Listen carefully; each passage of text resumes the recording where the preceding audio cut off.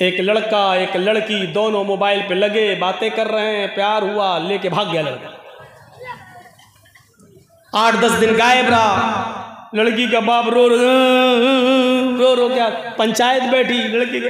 अब लड़की का बाप चीख चीख के कह रहा मेरी लड़की कब का मुंह दिखाने के लायक नहीं रही।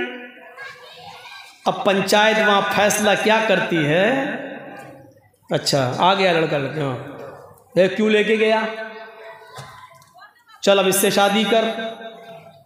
अब वो शादी करने के लिए तैयार नहीं, ना हम शादी नहीं करेंगे। तो शादी नहीं करेगा तो 5 लाख रुपया लड़के वाला लड़की के बाप को दे। क्या फैसला है गांव के सरदारों, सरपंचों, क्या फैसला है तुम्हारा। इस फैसले को तो अल्लाह देखते ही कह देगा जाओ इस सरदार को जन्नत में दाखिल कर। ऐसा फैसला 5 लाख रुपया, 4 लाख रुपया, 3 लाख रुपया, 2 लाख रुपया लड़का क्यों दे। सब लड़का लेके भागा। हाँ तेरी लड़की भागी कैसे, लड़के का कसूर था, लड़की का कसूर नहीं था। इल्जाम सिर्फ लड़के को कैसे दे रहे हो। कुरान तो कहता है वक़र्न फ़ी बुयूतिकुन्ना, औरतों को, लड़कियों को हुक्म देता अपने घरों में लाजिम पकड़े रहो, घरों से बाहर ना निकलो बिला जरूरत। तुम्हारी लड़की कैसे निकली, लड़का भगाया, आपकी लड़की भी भागी। साहब मेरे लड़के ने लड़की के साथ 8-10 दिन रहकर गलत काम किया, जबरदस्ती तो नहीं की है ना, दोनों राजी थे, गलत काम हुआ तो जुर्माना दोनों तरफ से लगना चाहिए, फैसला ये होना चाहिए।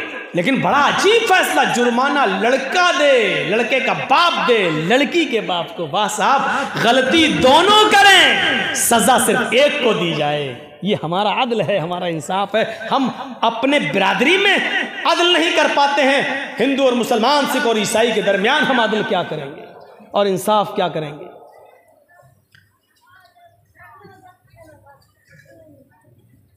लौ अन्ना फातिमा बिन्त मुहम्मद सरकत लक़तअतु यदा, अदल तो यह है कि मेरी बेटी फातिमा ने भी अगर चोरी की होती तो मैं उसका भी हाथ काट डालता। अदल तो यह है, हमेशा लड़की की तरफ नजर। कुरान, और एक बात सुन लीजिए, बहुत आज खुल के कह दे रहा हूं, लड़का लड़की अगर दोनों कभी भी किसी समाज से भागे हैं, आजकल तो ये फैशन बन गया है, प्यार करना, ये करना, वो करना। अब इस पर तो ज़्यादा बोलना ही नहीं चाहिए, जितना बोलेंगे वो और उतना ही और आगे बढ़ रहा है, समझ में नहीं आ रहा क्या हो रहा है।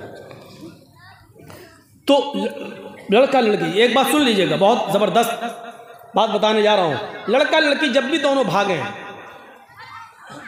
तो उसमें गलती, समाज में जब फैसला करने के लिए आप बैठो, पंचायत लेकर बैठो, तो उसमें गलती लड़की की मानी जाएगी, लड़के की ज्यादा नहीं। लड़के की मानी जाएगी लेकिन लड़के से ज्यादा लड़की की गलती मानी जाएगी, क्योंकि कुरान इस बात का फैसला कर रहा है। कुरान ने कहा है, कुरान ने अज़्ज़ानियतु वज़्ज़ानी फजलिदू कुल्ला वाहिदतिन मिनहुमा मियता जल्दा। कुरान ने जिना जैसी जुर्म के लिए पहले औरत का, लड़की का लफ्ज इस्तेमाल किया है, बाद में लड़के का। जिना करने वाली लड़की और जिना करने वाला लड़का, जिनाकार मर्द और जिनाकार औरत और जिनाकार मर्द। देखिए पहले औरत का नाम अज़्ज़ानियतु वज़्ज़ानी, ज़ानिया औरत और ज़ानी मर्द, ज़ानिया लड़की और ज़ानिया लड़का। फजलिदू कुल्ला वाहिदतिन मिनहुमा मियता जल्दा, सजा देना है तो दोनों को, इन दोनों में से हर एक को 200 कोड़े मारो उनकी बॉडी पर, उनके जिस्म पर। लड़का है तो उसके जिस्म से कुर्ता भी उतारा जाएगा, सिर्फ लुंगी पहनाई जाएगी, हाथ पीछे से बांध दिए जाएंगे, समाज के अंदर चौराहे पर लाकर खड़ा करके इस जिनाकार लड़के को सबकी आंखों के सामने 100 कोड़े लगाए जाएंगे, 100 कोड़े मारे जाएंगे। लड़की है तो उसके चेहरे से, उसके जिस्म से कमीज नहीं उतारी जाएगी, उसके जिस्म पर कपड़ा रहेगा, ओढ़े हुए रहेगी और उसी जिस्म पर कपड़े पहने हुए जिस्म पर कोड़े मारे जाएंगे ताकि उसके जिस्म की बेहुरमती ना हो, उसका जिस्म नुमाया ना हो। लेकिन 100 कोड़े इस लड़की के जिस्म पर भी मारे जाएंगे बशर्ते ये कि दोनों कुंवारे हों, दोनों में से किसी की शादी ना हुई हो। हाँ, अगर लड़का शादीशुदा है, लड़की कुंवारी, तो लड़की को 100 कोड़े मारे जाएंगे। लड़का कुंवारा शादीशुदा है तो उसको 100 कोड़े नहीं बल्कि दौड़ा दौड़ा कर मैदान में पत्थरों से हलाक कर दिया जाएगा, मार डाला जाएगा। उस वक्त तक पत्थर बरसाए जाएंगे जब तक कि उसकी रूह उसकी कब्ज़ उनसुरी से परवाज नहीं कर जाती है। लड़का कुंवारा है, लड़की शादीशुदा है तो लड़के को 100 कोड़े मारे जाएंगे और लड़की को दौड़ा दौड़ा कर नहीं, क्योंकि शादी उसको सीने के बराबर जमीन में गाड़ कर उसके ऊपर उसके सर पे पत्थरों की बारिश की जाएगी और उस वक्त तक मारा जाएगा जब तक कि उसकी रूह न निकल जाए। ये मामूली जुर्म नहीं है। मोबाइलों पर बातें करना ये मामूली जुर्म नहीं है। लड़कों से घंटों घंटों लगे रहना, लड़कियों से लगे रहना ये मामूली जुर्म नहीं है जो जिना का दरवाजा खोलता है। इस जिना के दरवाजे के खुलने के बाद तसव्वुर करो कि इंसान किस गुनाह में पड़ जाता है जिसकी सजा इतनी खतरनाक हो कि सुनते ही रूह कांप जाती है। आज के इस मौजूदा दौर में इस सजा को जो लोग रूढ़िवादी सजा कहते थे, लेकिन जब निर्भया का केस हुआ, जब बलात्कार के केस बढ़ते हैं तो फिर राज ठाकुरे जैसा शिवसेना जो सबसे ज्यादा दुश्मनी में मुलव्वस थी मुसलमानों के, उसके महाना पुरुष को कहने पर मजबूर होना पड़ा कि इस्लाम की सजा कायम करो, पत्थरों से मार मार कर लड़के और लड़की का मुंह काला, जो बलात्कारी उनको मारो। तो सोचो ये ऐसी दर्दनाक सजा है और आखिर ये लागू करना पड़ा। पत्थरों से नहीं तो हैदराबाद तेलंगाना की सरजमीन पर जो एक लेडी डॉक्टर के साथ जो गलत काम किया गया और 4 लोगों को पकड़ के जब जेल में डाला गया तो पुलिस पूछताछ के बहाने निकालती है और मौके वारदात पे जहाँ रेप हुआ वहीं पर ले जाकर 4 लड़कों का इनकाउंटर कर देती है। आज इस चीज की जरूरत पड़ रही है। मेरे भाई हो, जरा तसव्वुर करो कि हम कहाँ हैं। बहुत आसान है, हमने एक दूसरे के हाथों में मोबाइल दे दिया।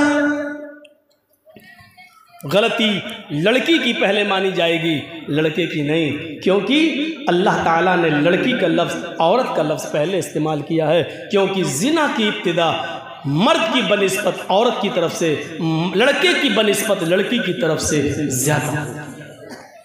अब क्यों होती है, रीज़न क्या है, वो इस मौके पर हम नहीं बता सकते हैं। तो मेरे प्यारे साथियों, हमें और आपको ये चीज़ लेना पड़ेगी। वला यजरिमन्नकुम शनानु कौमिन अला अल्ला तादिलू, अदल और इंसाफ की बात करो। अदल और इंसाफ हर वक्त होना चाहिए, सबके साथ होना चाहिए, अपनों के साथ भी हो, गैरों के साथ भी हो।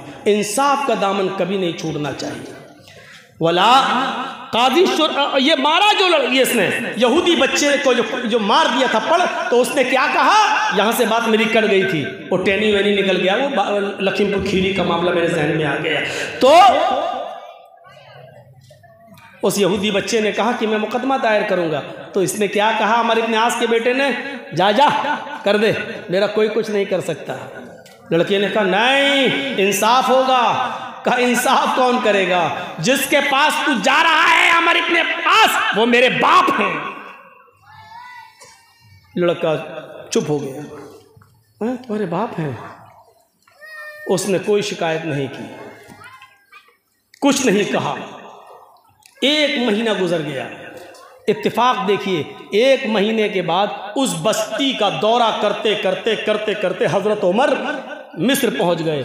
हज़रत उमर फारूक दौरा करते थे, पूछते थे वहाँ के लोगों से कि हमने जिसको गवर्नर बनाया उससे कोई शिकायत तो नहीं, काम ठीक कर रहा है कि नहीं कर रहा है, काम अच्छा चल रहा है कि नहीं चल रहा। ये सब दौरा करते थे हज़रत उमर फारूक। मिस्र का भी दौरा करते हुए आए और मिस्र में तमाम लोगों को बुलाया और अमर इब्न आस को अपने पास बिठाया और लोगों से पूछा कि बताओ अमर इब्न आस से कोई शिकायत तो नहीं। सब लोग बोले नहीं कोई शिकायत नहीं, बहुत अच्छा काम, माशाल्लाह, ठीक ठीक सब कुछ सही।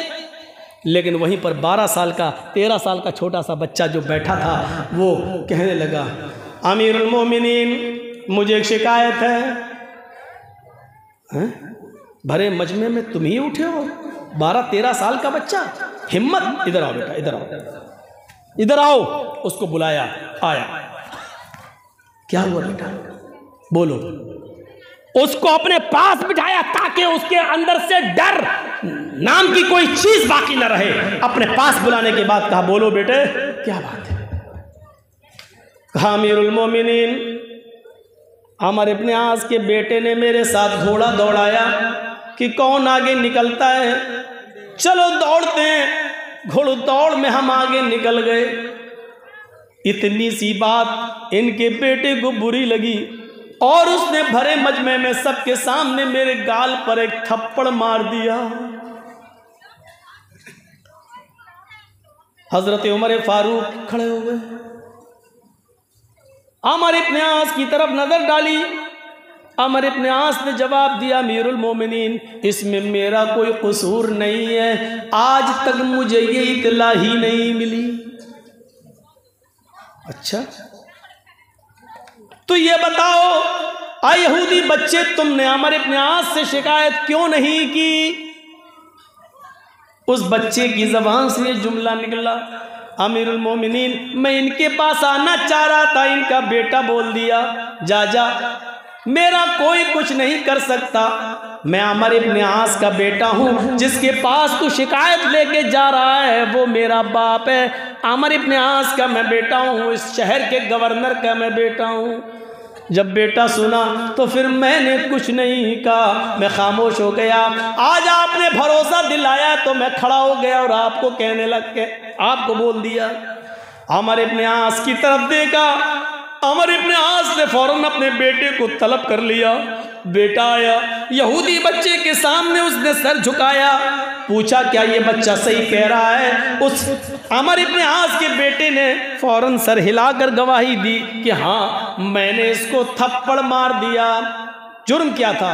कुछ नहीं, मुझे गुस्सा आया और मैंने मार दिया, क्योंकि मेरा इतना अच्छा घोड़ा होते हुए पीछे रह गया और इसका इतना बेकार घोड़ा होते हुए भी मुझसे आगे निकल गया। मेरी इंसल्ट मैंने महसूस की और मैंने इसको थप्पड़ मार दिया। कहा इधर आओ, अब ये मुकदमा मेरी अदालत में आ गया है, इसलिए आया अमर इब्न आस के बेटे तुम यहां खड़े हो, अब तुम्हें थप्पड़ जल्लाद मारेगा। अगर मामला बराबर करना था तो उसी वक्त तू अपना गाल पेश करता और ये बच्चा उतनी जोर से तेरे थप्पड़ मार देता, मामला वहां रफा दफा हो सकता था। लेकिन जब अदालत में हमारी चौखट पे मुकदमा आ गया तो अब ये थप्पड़ जल्लाद तेरे चेहरे पे मारेगा। चल खड़ा हो, आए जल्लाद, थप्पड़ मारो इसके बेटे को सबके सामने। जल्लाद ने एक थप्पड़ उसके बेटे को बड़ी जोर से मारा। हजरत उमर फारूक ने कहा, आए अमर इब्न आस, आपके बेटे को थप्पड़ पड़ गया है, अब आप इधर आइए।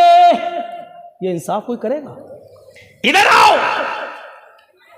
आए जल्लाद, जितनी जोर से थप्पड़ इस बेटे को मारा है वैसा एक जोरदार थप्पड़ इस बाप को लगाओ, अमर इब्न आस को लगाओ। जमीन कांप गई होगी, आसमान थर्रा गया होगा इस इंसाफ को देखकर। जल्लाद ने उमर का कहना मानते हुए एक जोरदार थप्पड़ अमर इब्न आस के भी गवर्नर को भी मारा,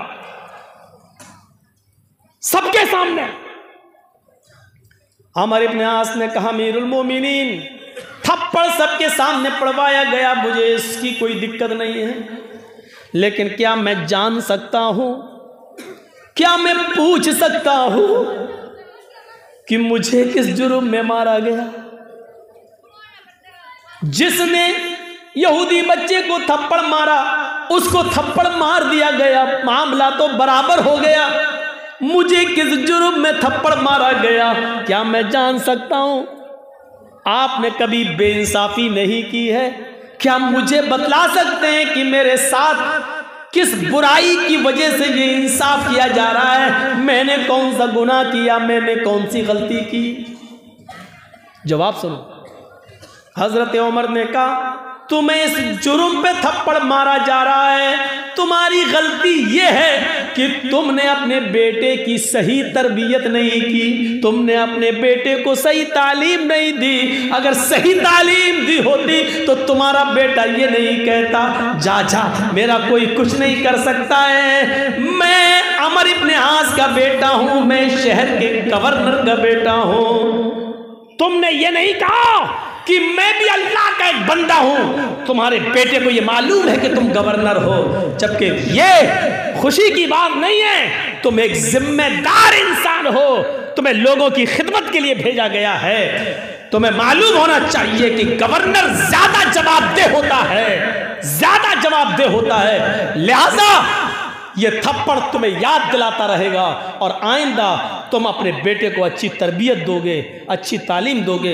आइंदा तुम्हारा बेटा कभी अपने मुंह से जुमला नहीं निकालेगा कि मैं गवर्नर का बेटा। क्या हो रहा है? गवर्नर का, मंत्री का बेटा, फला का बेटा, यही सब तो होता है। ये आदल था, ये इंसाफ था, और ऐसा इंसाफ इस जमीन की नजरों ने और आसमान की आंखों ने, इस जमीन की छाती ने और आसमान की आंखों ने एक मंजर और देखा कि उसी मुल्क के शाम के अंदर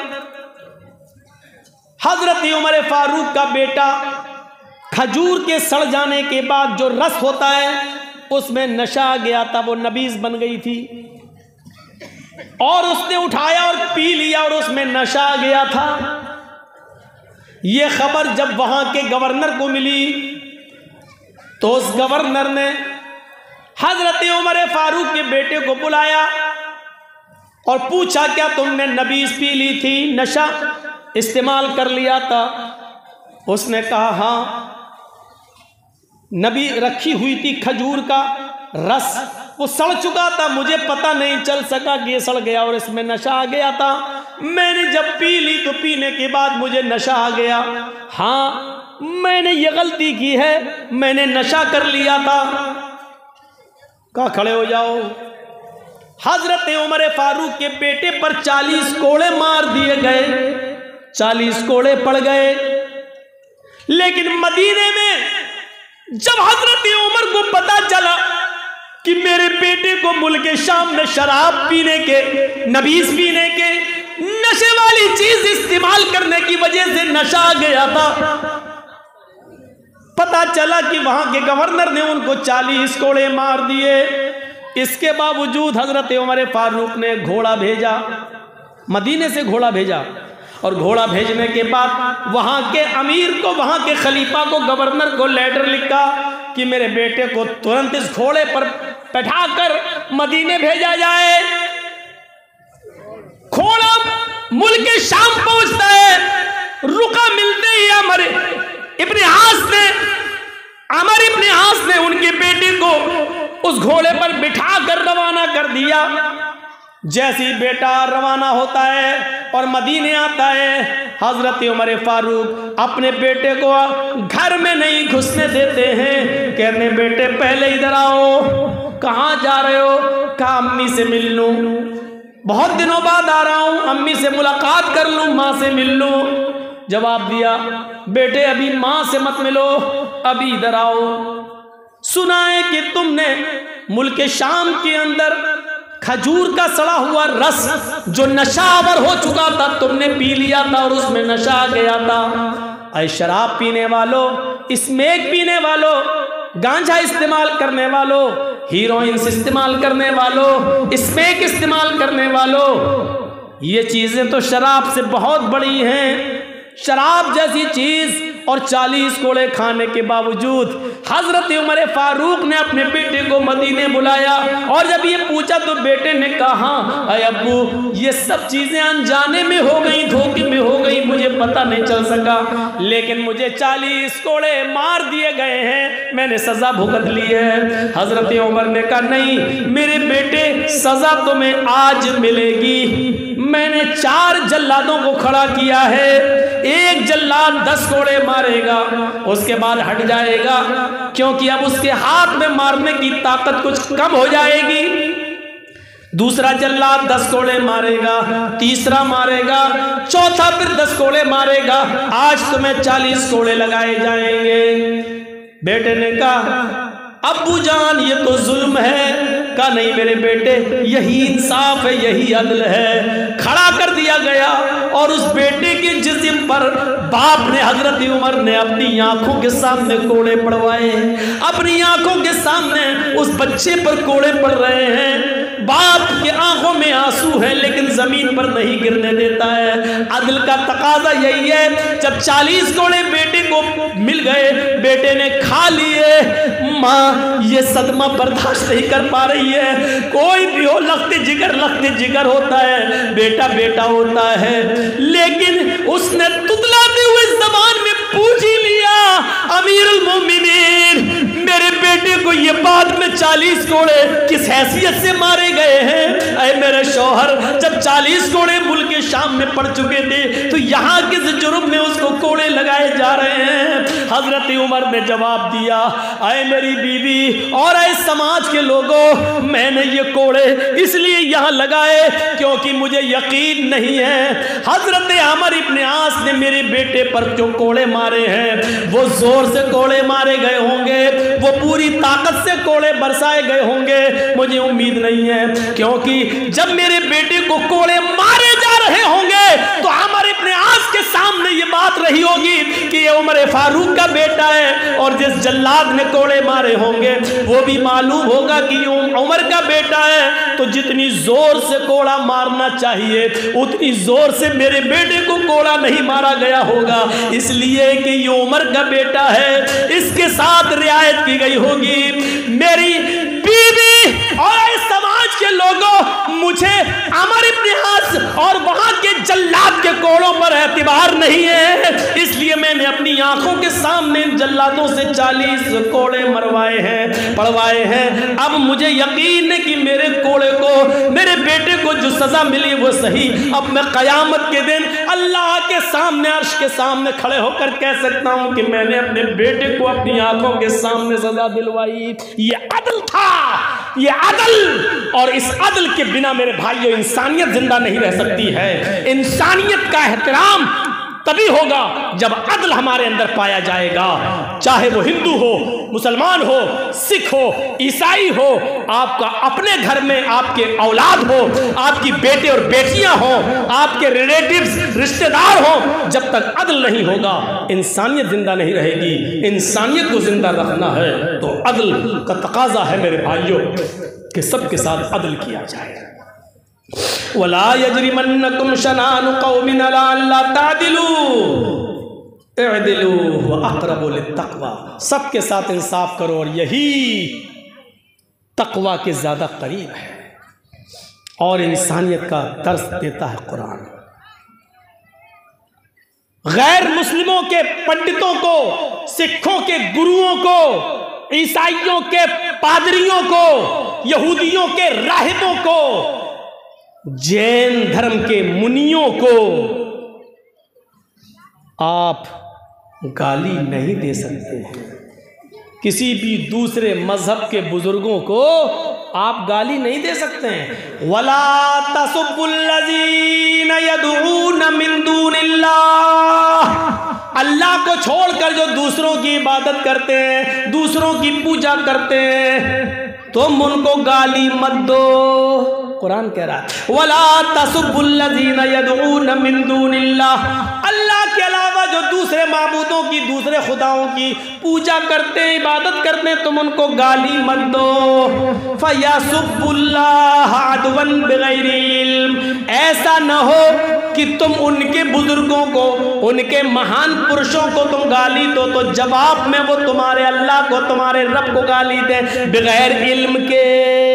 ये लीजिए, जवाब में कहीं ऐसा ना हो कि वो तुम्हारे रब को गाली दे। ऐसा होता है ना, ऐसा होता है। ये क्या था?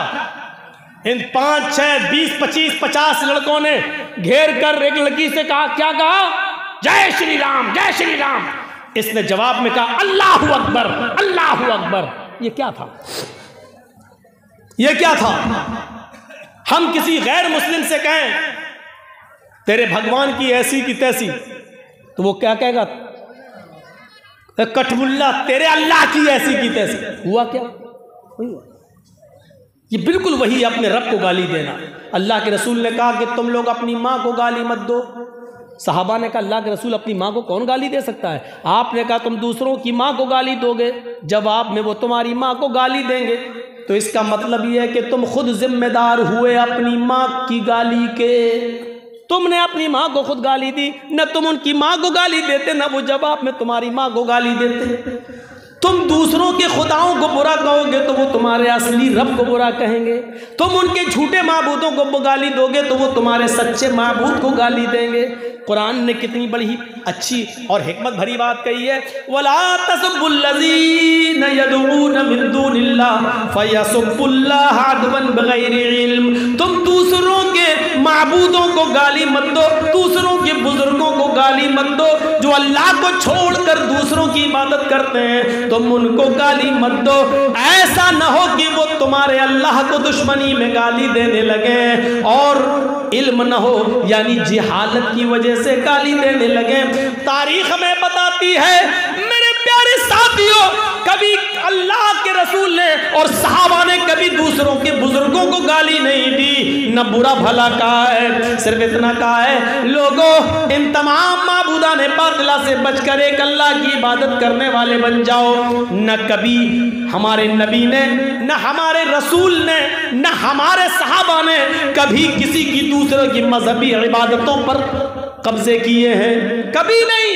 आपको मालूम होगा और ये आपने सुना भी होगा, जब हजरत उमर यरूशलेम की बैतुल मक़दिस की तरफ जा रहे हैं, बैतुल मुक़द्दस की तरफ जा रहे हैं, जीत गए हैं, बैतुल मुक़द्दस आज़ाद हो गया है, अब वहाँ जा रहे हैं नमाज, 2 रकात नमाज पढ़ाने के लिए रास्ते में यरूशलेम पड़ता है। सहाबा आपके साथ हैं। यरूशलेम पहुँचते ही अज़ान की आवाज़ आने लगती है, अल्लाहु अकबर, अल्लाहु अकबर। पता चलता है कि इस पूरे इलाके में कोई मस्जिद नहीं है, कोई मस्जिद नहीं है। सहाबा किराम ने सोचा चलिए अज़ान का वक्त है, नमाज का टाइम हो गया है। इसी सरजमीन पर यहीं बियाबान जंगल में एक जगह अपने अपने कपड़े बिछा लेते हैं, चादरें बिछा लेते हैं और इसी जगह पर हम नमाज पढ़ लेते हैं।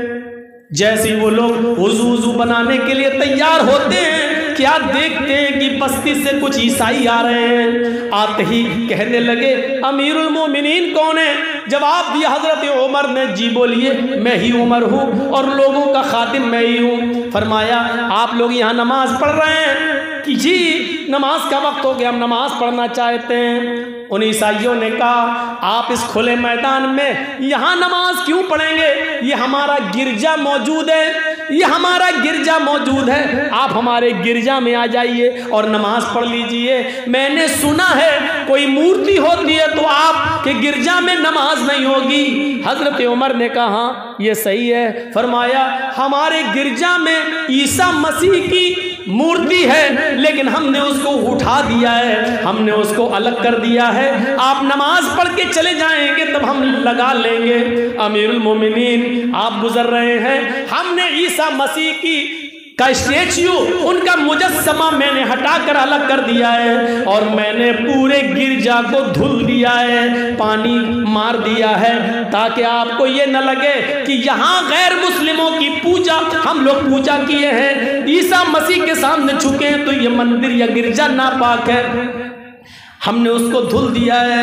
हजरत उमर ने कहा फिर हमें उसमें नमाज पढ़ने में कोई हर्ज नहीं। खाने काबा में भी तो 360 बुत रखे हुए थे, हम तो उसमें भी नमाजें पढ़ा करते थे। हमें तो अल्लाह की इबादत करना है।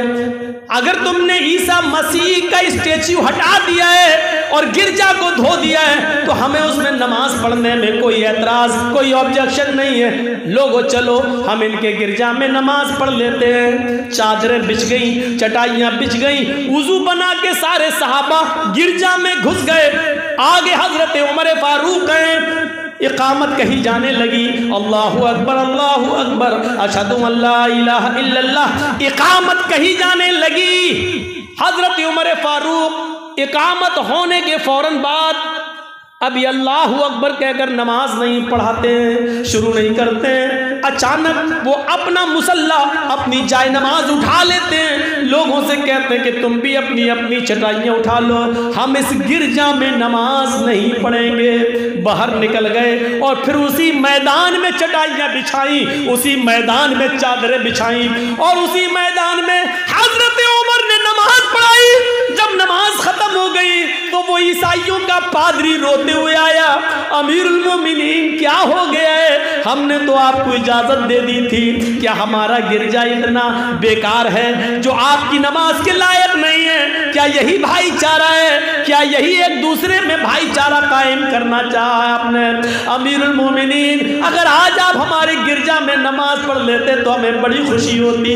हजरत उमर ने उस ईसाई के, उस पादरी के आंखों के आंसुओं को पोंछा, उसको अपने सीने से लगाया और कहा, नहीं, मैंने किसी दुश्मनी में नमाज नहीं पढ़ी। ये मत सोचना कि मैंने किसी दुश्मनी की वजह से नमाज पढ़ी या मजहबी दावत की वजह से नमाज नहीं पढ़ी। ये मत सोचना, आए मेरे ईसाई भाई, मैं तो उसमें नमाज पढ़ाने के लिए चला ही गया था, अल्लाहु अकबर कहकर नियत बांधने ही वाला था, लेकिन मेरे जहन में ये ख्याल आ गया, आए उमर, आज अगर तूने इस गिरजा में नमाज पढ़ ली, आज अगर तूने इस गिरजा में नमाज अदा कर ली, तो ऐसा ना हो 100 साल 200 साल 400 साल 500 साल के बाद आने वाली नस्ल ये तसव्वुर न करने लगे कि ये पहले मस्जिद थी, इसमें उमर ने नमाज पढ़ी थी, उमर के साथियों ने नमाज पढ़ी थी। कहीं बाद में आने वाली नस्ल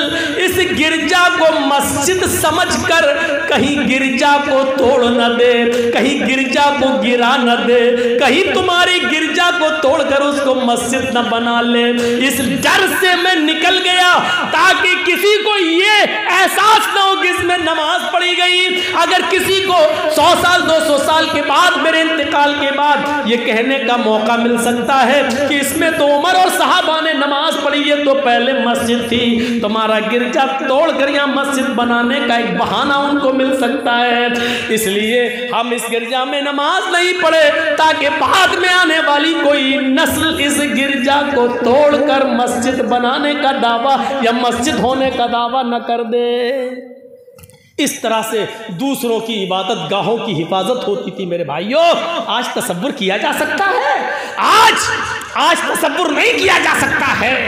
आज तो जिसकी लाठी उसी की भैंस, अदल और इंसाफ नाम की सारी चीजें उड़ चुकी हैं, इसलिए इंसानियत भी उड़ चुकी है। आज देख लो मेरे भाइयों, कल तक एक मुसलमान दाढ़ी वाला स्कूटर चलाता था तो उसका दोस्त उसके पीछे शंकर भगवान की मूर्ति लेकर या गणेश की मूर्ति लेकर बैठ जाता था कि मुझे मेरे घर तक छोड़ दो, और वो मुसलमान दाढ़ी वाला स्कूटर चलाते हुए, मोटरसाइकिल चलाते हुए उसको उसके घर तक छोड़ देता था कि चलो, हमें तुम्हारी आस्था से क्या मतलब, शंकर की मूर्ति हो या गणेश की, हम तुम तो भाई भाई हैं, हमारा और आपका खून तो एक ही है, आप भी आदम की औलाद, मैं भी आदम की औलाद। लेकिन मेरे भाइयों, यहाँ तो तसव्वुर ही दूसरा है। यहाँ तो हालात ऐसे हैं कि कम कपड़े पहनोगी, जिस्म से कपड़े जितने तुम्हारे उतरेंगे उतना बड़ा तुम्हें अवार्ड दिया जाएगा, जैसे कंगना रनावत को दिया गया है। ये अफसोस है, ये हमारे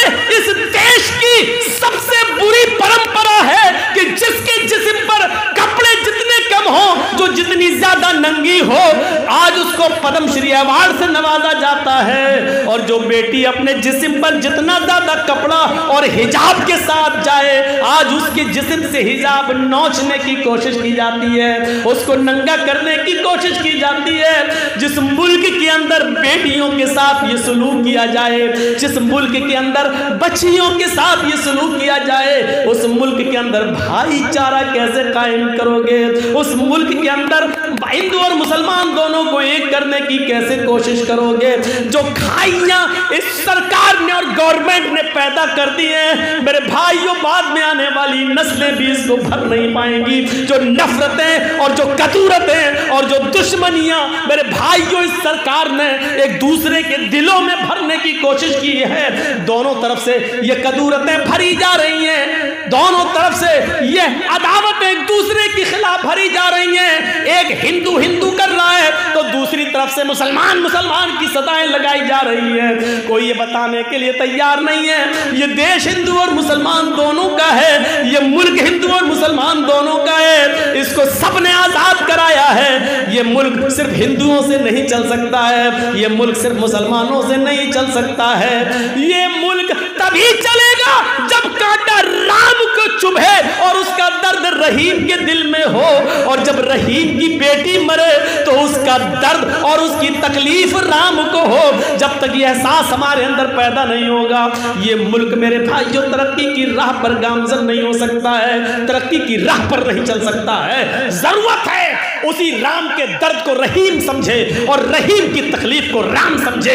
ये जरूरत है, वक्त का तकाजा है, और वक्त की अहमियत को समझने की कोशिश हमें और आपको सबको करने की जरूरत है। इस वक्त इस भाईचारे की जरूरत है। वला तसब्बुल्लज़ीना यदऊना मिन दूनिल्लाह, तुम दूसरों के बुजुर्गों को गाली मत दो, वरना जवाब में वो तुम्हारे अल्लाह को गाली देंगे दुश्मनी में बगैर इल्म के। अब देख रहे हो कैसे एक मुसलमान से कहा जा रहा है, वीडियो देखिए आप, देखने की हिम्मत नहीं होती है। जमीन पर थूका जा रहा है, उससे कहा जा रहा चाट बोल अल्लाह को मां की गाली। तसव्वुर करो क्या है ये, अल्लाह के लिए मां का लफ्ज इस्तेमाल, मां की गाली, बहन बेटी की गाली, और उस दाढ़ी वाले की दाढ़ी पकड़कर नोचते हुए कहा कबोल जय श्री राम। ये कौन सा? ये तो हमारे मजहब के अंदर भी नहीं है। ला इकराहा फिद्दीन, दीन में जबरदस्ती नहीं है ही नहीं। अगर जबरदस्ती किसी की कंपट्टी पर बंदूक रखकर अगर आपने किसी को मुसलमान किया तो उसका इस्लाम माना ही नहीं जाएगा, उसकी नमाज मानी नहीं जाएगी, उसका रोजा माना ही नहीं जाएगा। कोई चीज नहीं है ये। हमें समझने की जरूरत है हम दूसरों के बुजुर्गों को क्यों बुरा बनाते हैं। हदीसें पढ़िए, अल्लाह के नबी तो फरमाते इरहमू मन फिल अर्ज़ यरहमुकुम मन फिस समा, तुम जमीन वालों पर रहम करो। ये नहीं कहा जा रहा है मुसलमानों पर रहम करो, आए मुसलमानों आपस में एक दूसरे पर रहम करो, ये नहीं कहा जा रहा है। क्या कहा जा रहा है? इरहमू मन फिल अर्ज़, मुसलमानों तुम जमीन वालों पर रहम करो। जमीन में जो भी हो, हिंदू मुसलमान सिख ईसाई जानवर चरिंद परिंद सब, तुम जमीन वालों पर रहम करो। यरहमुकुम मन फिस समा, आसमानों वाला तुम्हारे ऊपर रहम करेगा।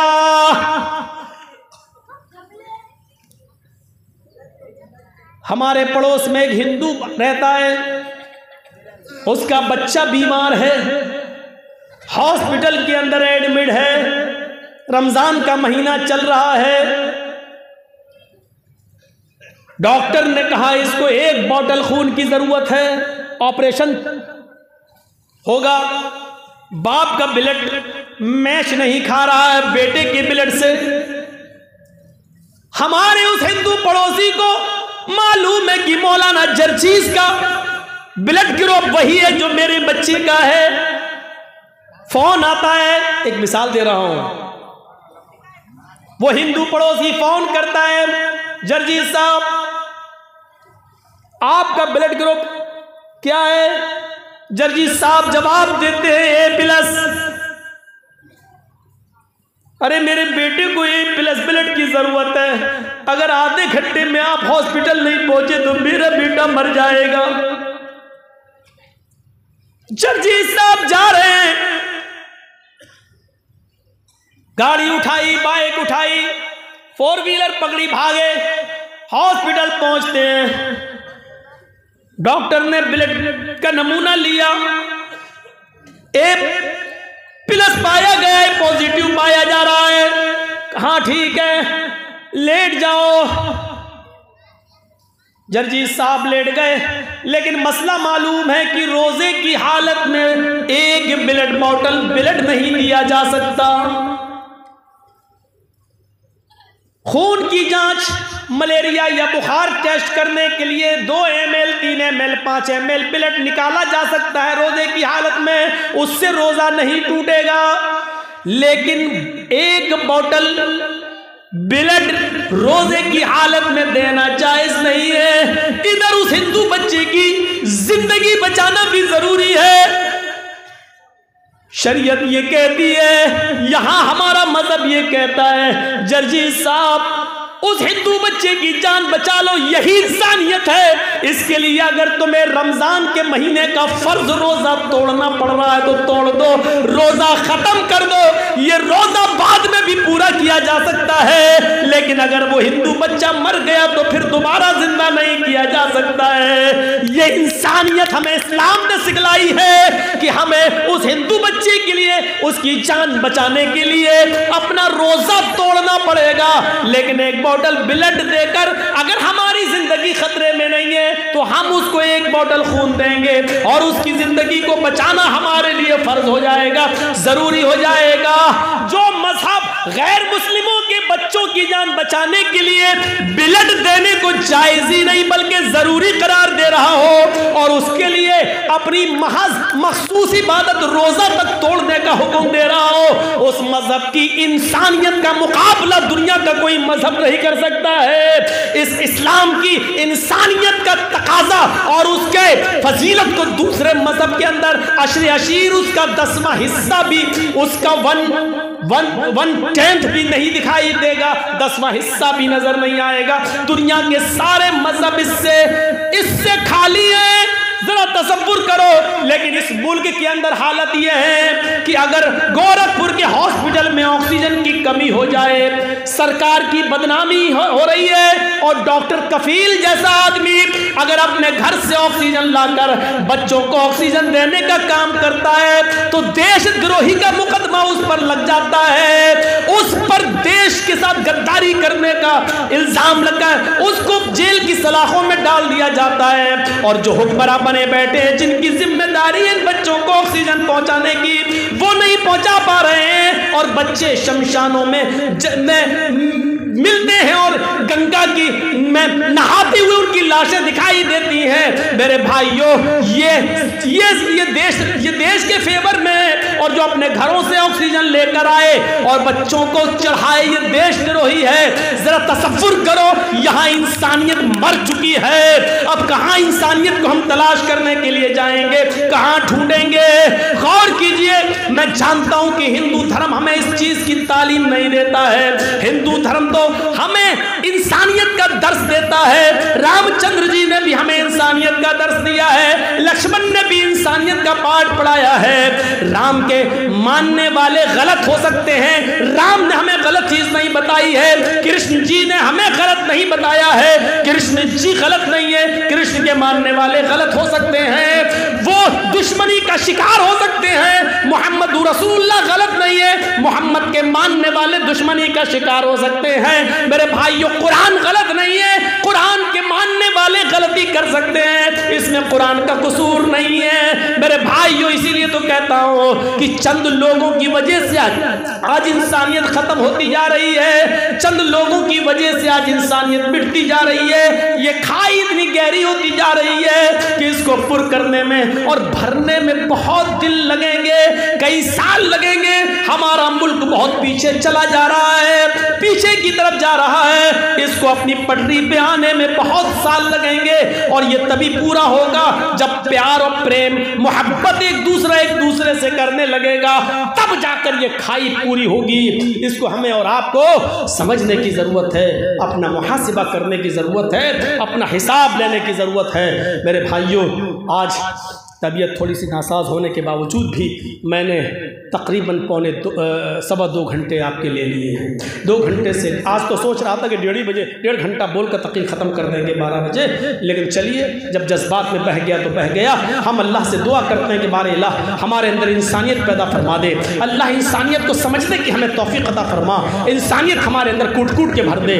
अल्लाह इस मुल्क के अंदर तकलीफ़ किसी गैर मुस्लिम को हो तो उसका दर्द हमें हो, और जब हमें तकलीफ़ पहुँचे तो इसका दर्द गैर मुस्लिम को हो। हमें आपस में ऐसा भाई भाई बना दे। बारे अल्लाह जब तक तो हमें ज़िंदा रख, इस्लाम पे ज़िंदा रखना, और जब हमारा खात्मा हो तो ईमान पर हमारा खात्मा फरमाना। वमा अलैना इल्लल बलागुल मुबीन व आखिरु दावाना अनिल हम्दुलिल्लाहि रब्बिल आलमीन। अस्सलामु अलैकुम व रहमतुल्लाहि व बरकातुहू।